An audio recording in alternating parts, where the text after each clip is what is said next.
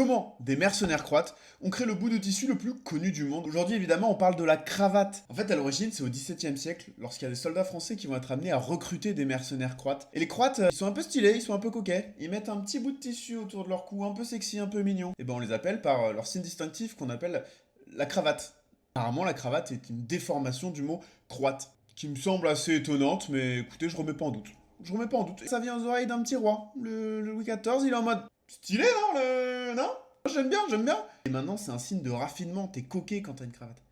Coquet, non, pas dans ce sens-là, dans le sens top. Et puis au 19e siècle, la cravate apparaît comme un marqueur social. Qui porte la cravate, c'est celui qui a de la thune. Qui est vraiment opposition au col bleu. Les cols bleus qui vont représenter les ouvriers, ceux qui n'ont pas de thune. À partir du 20e siècle, la cravate va être considérée comme l'uniforme du pouvoir. Elle va représenter certaines classes de la société et également certains métiers comme les politiciens, les banquiers, les avocats et les cadres dirigeants. Évidemment, aujourd'hui, la cravate, elle est présente dans tous nos open space et ça fait super plaisir.